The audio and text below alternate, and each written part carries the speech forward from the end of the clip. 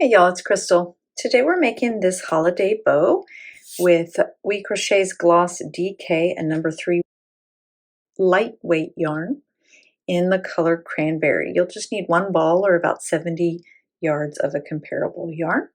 I'm using my 4.5 G plus number US size 7 crochet hook for this pattern. And our finished bow size will be about 4 inches wide and 3 inches tall. We're going to make a rectangle and then fold it in half. So if you want to make another size, you just want to single crochet to twice the width of what you want your finished bow to be. Okay, so we're going to chain one loosely so that we can work into it. Start with that slip knot on our hook. And in that chain one place, we're going to single crochet.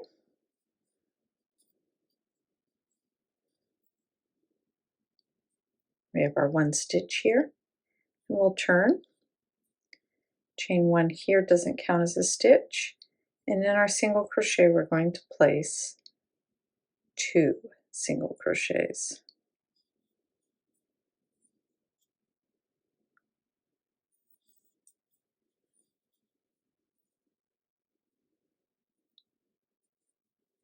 Turn again, chain 1, 2 single crochets in the same stitch here, the first stitch, and then 2 single crochets in the next stitch. We have 4 stitches here at row 3. Turn, chain 1, single crochet in this same stitch, single crochet in the next stitch, place 2 single crochets in this stitch, and then 1 single crochet in the last stitch. Now we have 5 stitches, and a turn, chain 1, single crochet in each stitch across.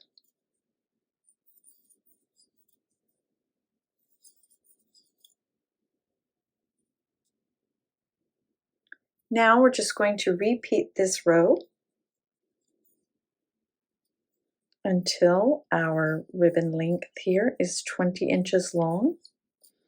You can, of course, adjust this length if you like to longer or shorter. We will use up some of the length tying around the center of our bow. So you'll want to make sure you have plenty of length for that.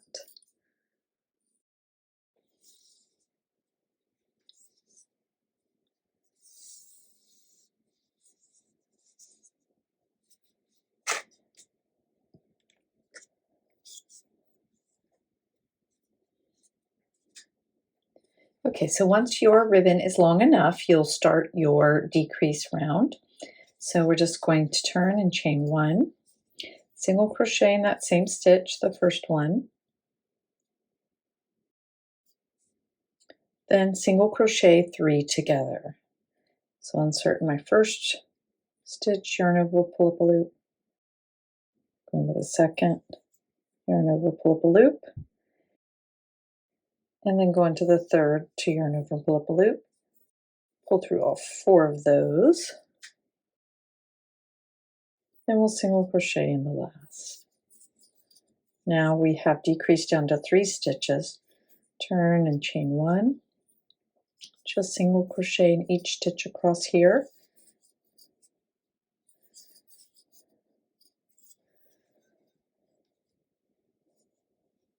then we'll turn, chain 1, and we're going to single crochet in those 3 stitches, single crochet 3 together in these 3 stitches again. And then that will be it, so that our tip mirrors the other one. So we'll pull up a long loop and put a tail there. On this one, I will use the tail to tighten up that loose chain one we started with and just weave it in through any gapping or spots that I don't love the way they look to start. Okay, so when you're done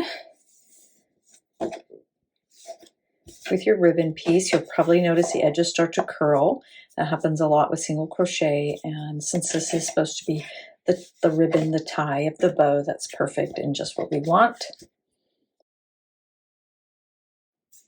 Okay, now for our bow, we're going to foundation single crochet 30, or you can chain 31 and single crochet in the second chain and in each chain across. So for foundation, I'll start with 2. I'm going to work my first one into the second chain from my hook. Hold on to that spot here. 1 foundation single crochet made, and 2 made, and 3 made. So keep working those until you have 30. Now this is for a 4-inch wide bow, so our rectangle will end up being 8 inches wide. You can adjust this to any number. Just remember that since we are folding and seaming our bow, that you will need double the width in order to get your final size how you want it. Okay, once you have 30 foundation single crochets, or 30 single crochets, or to the width you want, remember you need this to be twice as long as your finished bow, because you're going to end up with a bow that's this wide. So for row 2, we're just going to turn, chain 1, and single crochet in each stitch across.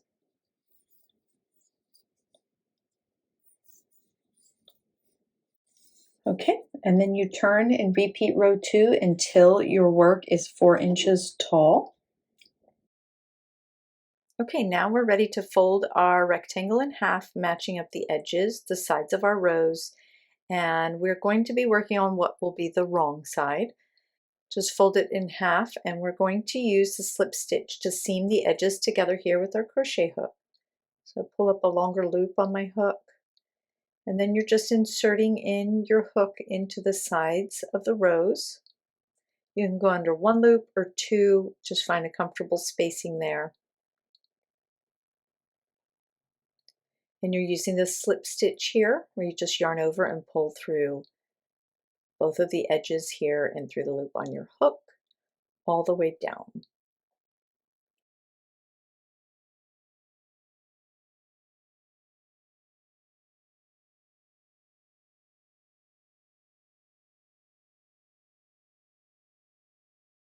Okay, once the edges are slip stitched together, we'll pull up a long loop here and cut the yarn.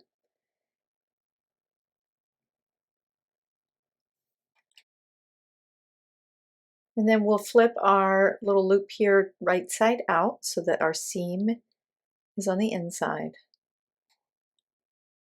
Now to assemble our bow, we're going to cinch the center of our bow, both layers of fabric, just with our fingers like that. And then we'll use our yarn tail to wrap it around, kind of holding that cinch for us before we can add our ribbon to it. I might recommend you leave a longer tail than I did here. Okay, now we're going to add our ribbon. So I just want to find the center of my ribbon tail, and that's the section I'm going to put on the front top center of my bow. So wrap it around the center of the bow, and then you can flip it over to finish the tie. Just a normal overhand tie. We're crossing the tails and looping 1 through and then pulling secure. Now this is yarn, so I'm not just going to pull like I would shoelaces. I want to be a little more gentle with my stitches. And that's it. Even out your tails. Make sure they are laying neatly how you would like. And your bow is all finished. Now you can use a couple of strings of yarn to thread through the back of the tie there to secure it to a package, or put a little alligator clip through the back there to put as a hair bow. Lots of ways to use it.